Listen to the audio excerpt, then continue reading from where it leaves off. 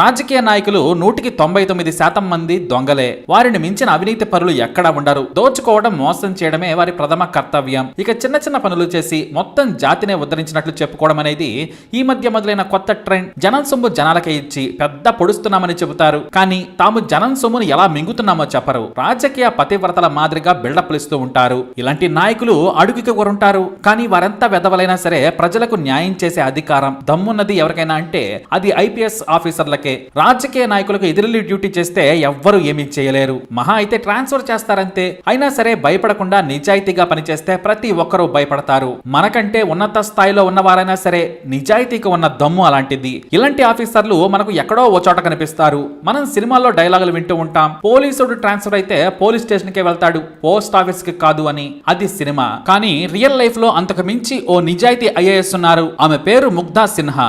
సామాన్య జనం daring leader అంటారు, ఇష్టపడే వాళ్ళు ఫైర్ బ్రాండ్ ఆఫీసర్ అంటారు. ప్రపంచంలో కలెక్టర్ ట్రాన్స్ఫర్ అయితే బదిలీ చేయొద్దని ధర్నాలు చేసిన ఘటన ఎక్కడా లేదు. కానీ ఈ ముగ్ధా విషయంలో జనం షాపులు మూసేసి నిరసన తెలిపారు. అంతలా జనంలోకి చొచ్చుకెళ్లారు ముగ్ధా.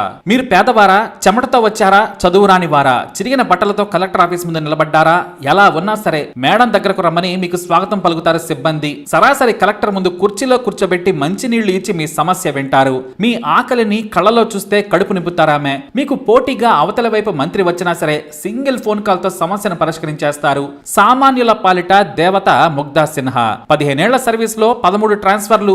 ఇది ఆల్ టైమ్ రికార్డ్. ఒక బ్యూరోక్రాట్ కు ట్రాన్స్ఫర్ అంటే అవమానం, ఎందుకంటే అండర్ పర్ఫార్మెన్స్ చేస్తేనే బదిలీ ఉంటుంది. కానీ ముగ్ధా విషయంలో మాత్రం సూపర్ పర్ఫార్మెన్స్ కారణంగా ట్రాన్స్ఫర్లు జరిగాయి. ఇంతటి డేరింగ్ ఆఫీసర్ కెరీర్ ఎలా సాగిందో, పర్సనల్ లైఫ్ ఏంటో ఓసారి చూద్దాం. ముగ్ధా సిన్హా తండ్రి Guru Swaroop Sinha Indian air force లో పైలట్ గా పనిచేశారు. ఇండో చైనా వార్ తో పాటు ఇండో పాక్ వార్ లో కూడా వీరోచిత పోరాటం చేశారు. ఆయనకు ప్రెసిడెంట్ మెడల్ దక్కింది. అయితే డ్యూటీలో ఉండగానే లడక్ లో జరిగిన విమాన ప్రమాదంలో చనిపోయారు సిన్హా. అప్పుడు ముగ్ధకు 4 ఏళ్లు మాత్రమే. ఆమె తల్లి తన 3 ఆడపిల్లలను చదివించేందుకు ఎంతో కష్టపడింది. అంతేకాదు వారికి 10 ఏళ్లు వచ్చేసరికే నాన్న మాదిరిగా దేశ సేవలో లేదా ప్రజా సేవలో ఉండాలని నూరిపోశారు. ఇక ముగ్ధ చదువులో చురుకుగా ఉండడంతో ఎట్టి పరిస్థితులలో సివిల్ సర్వెంట్ కావాలని ఎంకరేజ్ చేసేది తల్లి. తల్లి కోరిక ప్రకారమే నాన్న పేరు నిలబెట్టేలా కష్టపడి చదివి లేడీ శ్రీరామ్ కాలేజీలో సీటు సంపాదించింది. డిగ్రీ పూర్తయిన తర్వాత ఢిల్లీ యూనివర్సిటీలో టాప్ లో నిలిచి గోల్డ్ మెడల్ సాధించింది ముగ్ధ.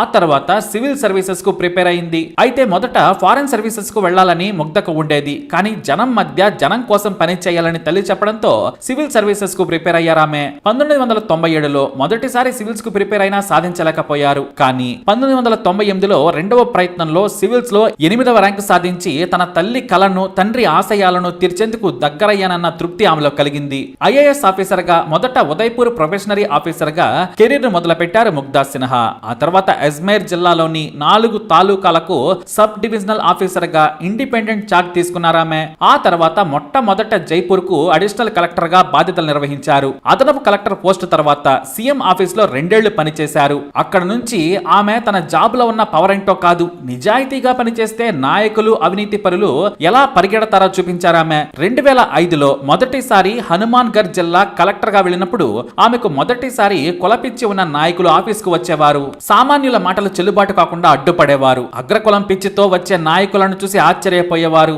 మొదటిసారి ముగ్ధకు అర్ధరాత్రి ఒక ఫోన్ కాల్ వచ్చింది. మేడం, మీ నంబర్ నాకు తెలిసింది, మీరు సాయం చేస్తారని విన్నాను. రేపు నేను పేపర్ల మీద సంతకం పెట్టకపోతే నన్ను చంపేస్తారు లేదా నా భూమిని లాక్కుంటారు. మీరే కాపాడాలి మేడం, నాకు దిక్కెవరూ లేరని బోరున విలిపించాడో రైతు. ఇంచుమించు జనతా గ్యారేజీలో రాజీవ్ కనకాల సీన్ లాంటిదన్నమాట. వివరాలన్నీ తీసుకున్న ఆమె మరునాడు తెల్లవారుజామున 7 గంటల వరకు తహసీల్దార్ నుంచి ఆర్డీఓ వరకు అధికారులందరినీ సదరు రైతు భూమి దగ్గరకు పంపించారు. గంటకు తనకు సమాచారం ఇవ్వాలి, అతనికి న్యాయం చేయమని ఆదేశించారు. సదరు రైతు భూమిని కొలిచి భూపత్రాలు ఇచ్చి పోలీసులతో భద్రత కల్పించారామె. కానీ ఆ మరునాడే సదరు పెద్ద కులం నాయకుడు స్థానిక అధికార పార్టీ ఎమ్మెల్యేని తీసుకొచ్చి కలెక్టర్ ఆఫీస్ లో కులం కార్డు విసిరాడో నేత.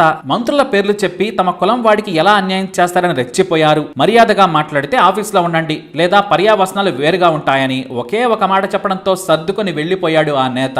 కానీ అగ్రకులం పవర్ చూపించి మోస్ట్ డేంజరస్ జిల్లాగా పేరున్న జున్జున్కు బదిలీ చేశారు పెద్ద కులగజ్జి నాయకులు. అక్కడ ఇల్లీగల్ మైనింగ్ తో పాటు అన్ని అవినీతి దందాలే చేస్తారు. అక్కడికి వెళ్లాలంటే కలెక్టర్లే భయపడతారు. ఏ ఫిర్యాదు వచ్చినా పోలీసులు, అధికారులు పట్టించుకోరు అనే పేరుంది. ముగ్ధ ఆ లొకేషన్ కి ఎంటర్ అయింది.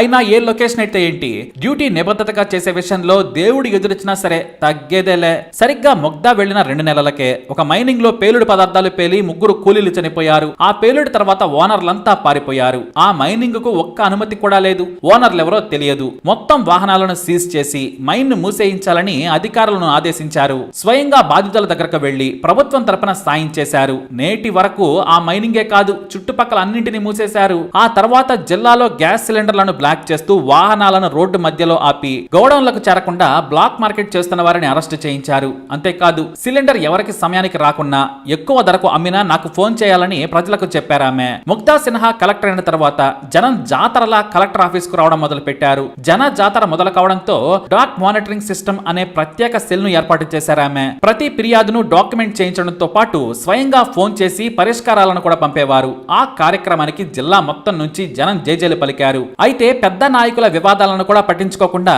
సామాన్యులకు న్యాయం చేయడం మొదలు పెట్టారు కలెక్టర్. దీంతో ఆమె మీద అగ్రకుల నాయకులు పగబట్టారు. తమ భూముల విషయంలో మైనింగ్ విషయంలో వేలు పెడుతున్నారని ముఖ్యమంత్రికే ఫిర్యాదు చేశారు. అంతేకాదు నాణ్యతలోని రోడ్లు వేసినా అధికారులు నిర్లక్ష్యంగా ఉన్నా సరే క్షమించేవారు కాదు. దీంతో జిల్లా మొత్తానికి 6 నెలల్లో క్రమశిక్షణ నేర్పించారామె.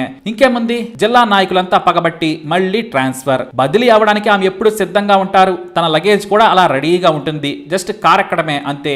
ఆఫీస్ మారుతుంది కానీ డ్యూటీ సేమ్. ఈ విషయం ముగ్ధా సిన్హాకు ట్రాన్స్ఫర్ కాకముందే తెలుసు. 2010లో మైనింగ్లు ఓపెన్ చేయించేందుకు ప్రభుత్వం నుంచి అనుమతులు కావాలని మంత్రులు చుట్టూ తిరిగినా ఆ ఫైల్ తిరిగి కలెక్టర్ ఆఫీస్ కు వచ్చేది. దీంతో రికమెండేషన్ కోసం ముగ్ధా సిన్హాకు మంత్రులు ఫోన్ చేయాలన్నా సరే భయపడిపోయేవారు. సరైన కారణంతో పాటు పర్యావరణ అనుమతులతో సహా స్థానిక ప్రజల గ్రామ సభల నుంచి తీర్మానాలు తీసుకురావాలని చెప్పేవారు. దీంతో ముగ్ధా సిన్హాను బదిలీ చేయించగలం కానీ అనుమతులు ఇప్పించలేమని తమ కింది నాయకులకు చెప్పేవారు మంత్రులు. నిజంగానే బదిలీ చేసి మళ్లీ జైపూర్కు పంపించారు. అక్కడ సేమ్ సీన్ రిపీట్. సడన్ గా ఇన్స్పెక్షన్లు చేసి స్కూల్స్ నుంచి ప్రతి గవర్నమెంట్ ఆఫీస్ ను ఆమె పరుగులు పెట్టించారు. కానీ అక్కడ నుంచి కూడా బదిలీ చేయించడంతో ఇక జనం తట్టుకోలేకపోయారు. జిల్లా మొత్తం జనం రోడ్ల మీదకు వచ్చేశారు. ముగ్ధా మేడం తమకు కావాలని జనం ఆందోళనకు దిగారు. అయినా సరే ఒక సివిల్ సర్వెంట్ గా ప్రభుత్వం ఎక్కడకు పంపించినా వెళ్ళాలి, నా డ్యూటీ నేను ఎక్కడున్నా చేస్తానని జనానికి సర్ది చెప్పారామె. ఇక సీనియర్ అయ్యాక ఆమెను సివిల్ సప్లైస్ కమిషనర్ గా ప్రభుత్వం నియమించింది. ఆ సమయంలో రేషన్ డీలర్ల అక్రమాలు బయటకు వచ్చాయి. లెక్కల్లో తేడా చూపించడంతో పాటు గోధుమలు చక్కెరను బ్లాక్ మార్కెట్ కు తరలిస్తున్నారని ఫిర్యాదులు అందాయి. దీంతో 33 జిల్లాల రేషన్ డీలర్ల అసోసియేషన్ ను పిలిపించి చర్చలు జరిపారు. ప్రభుత్వ నిబంధనలను కాదని తప్పు చేస్తే వెంటనే సస్పెండ్ చేస్తాం, జైలుకు పంపుతాం. మీకు సమస్యలు ఉంటే నాకు చెప్పండి, ఒక్క రోజులో తీరుస్తాను. కానీ జనాలకు అన్యాయం చేసి ప్రభుత్వ సొమ్ము తినాలనుకుంటే జైలుకు వెళ్తారని హెచ్చరించారు. అంతేకాదు ప్రతి తహసీల్దార్ వెళ్లి ప్రతి నెల రేషన్ కోటాలను డీలర్ల దగ్గర రిజిస్టర్ లో చెక్ చేయాలని ఆదేశించారామె. దీంతో మొత్తం రేషన్ వ్యవస్థ దారిలోకి వచ్చేసింది. అలా 1 కాదు 2 కాదు వేల సమస్యలకు పరిష్కారాలు చూపించారామె. ఇక ముగ్ధా సిన్హాను తట్టుకోలేక ప్రాధాన్యం లేని జనంతో సంబంధం లేని పోస్టుల్లోకి పంపారు రాజకీయ నేతలు. అయినా సరే ఏ పోస్ట్ ఇచ్చినా తన మార్కు వేయకుండా ఆమె ఎప్పుడూ ఖాళీగా ఉండారు. ఇప్పుడు జనంతో సంబంధం లేని సైన్స్ అండ్ టెక్నాలజీ అనే సాంకేతిక విభాగానికి కమిషనర్ గా పనిచేస్తున్నారామె. ముగ్ధా జనంలో ఉంటే అవినీతి పరులకు ఒక్క పోతే ఎక్కడికెళ్ళినా సరే తన మార్కు తన పవర్ చూపించాల్సిందే. Any centre any time. Mugdha 14వ బదిలీ కోసం ఎదురు చూస్తూ ఉన్నారు. మరి ముగ్ధా సిన్హాపై మీ అభిప్రాయాన్ని కమెంట్ ద్వారా తెలియజేయండి. అలాగే ఈ వీడియోని లైక్ చేయండి, షేర్ చేయండి, మా ఛానల్ ని సబ్స్క్రైబ్ చేసుకోండి.